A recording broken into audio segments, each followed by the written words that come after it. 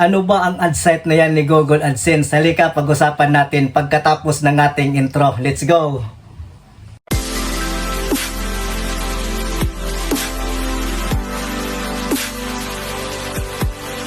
So, welcome to Bones TV channel. For today's videos ay isa ka rin ba sa nakatanggap ng message sa Gmail mo mula kay Google AdSense na ad site in your Google AdSense?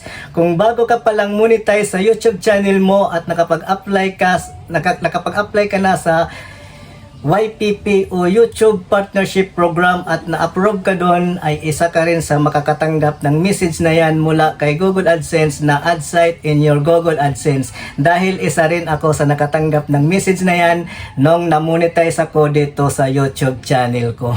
So paano yan mga idol kung wala tayong may lalagay na site dyan, kasi YouTube channel lang yung mayroon tayo? Sasahod pa rin ba tayo kahit hindi na tayo maglagay ng site dyan sa ad site ni Google AdSense? Bago ko sagutin yung katanungan na yan, kung bago ka pa lang dito sa channel ko, wag po nating kalimutan na i-hit muna ang like at pakihit na rin ang subscribe button at pakihit na rin ang notification bell para maging updated pa kayo sa mga susunod pa nating gagawing videos. Kung tapos na ninyong gawin yan mga idol, direct to the point agad tayo. Kung sasahod pa rin ba tayo kahit hindi na tayo maglagay ng site dyan sa ad site ni Google AdSense? Ang sagot mga idol, yes, ay sasahod pa rin tayo mga idol, kasi nung nag-apply tayo sa YPP o YouTube Partnership Program at na-upload tayo dun, yung Gmail natin na ginamit natin sa YouTube natin ay automatic siyang mag-change into Google AdSense. So makikita naman ninyo sa Google AdSense account ninyo mga idol na nakalagay na yung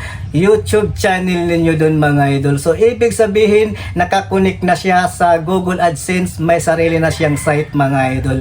So, kahit hindi na tayo maglagay ng site dyan sa ad site ni Google AdSense, ay sasahod pa rin tayo. So, wag na kayong mag-alala mga idol. Kahit hindi kayo maglagay ng site dyan, sasahod pa rin tayo. At kung mayroon naman kayo mga site o mga vlog site na ginawa at sa tingin nyo ay makakapasa sa mga requirements ni AdSense, ay ilagay na ninyo dyan sa ad site na yan mga idol para ma-review na yan at malagyan na ng mga ad at ng mga ads ni AdSense at para na rin kayo kumita ng pera mga idol kung papasa kay Google AdSense yung site na ginawa ninyo mga idol.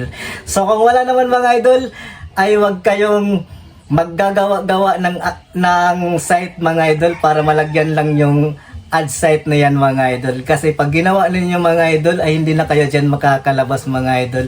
At kung naggawa-gawa naman kayo mga idol ng site para malagyan lang yung site na yan mga idol, ay hayaan nyo na mga idol, kasi i-review pa naman yan ni Google AdSense at kung hindi pumasa, automatic yan na i-remove. So wag na kayong mag-alala dyan mga idol. At sa mga nagtatanong naman kung pwede ba tayo maglagay dyan ng isa pang YouTube channel natin, yung sagot ko mga idol, kasi sinubukan kong mag-add ng isa pang YouTube channel ko dyan, ay hindi tinanggap mga idol ni Google AdSense. Ewan ko kung bakit. Baka hindi pa siya monetize o hindi pa niya nare-reach yung mga requirements ni YouTube, kaya hindi siya tinanggap. O kaya isa lang yung pwede na YouTube channel sa Google AdSense natin. So yung tanong na yan ay hindi ko pa masasagot hanggat hindi ko pa nasusubukan. So yun lang mga idol, sana naliwanagan kayo sa ad site na yan ni Google AdSense mga idol. So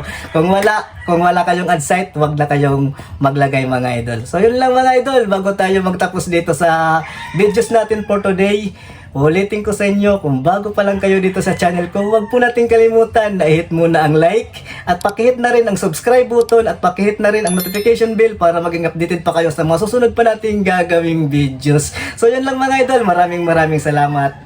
Peace out.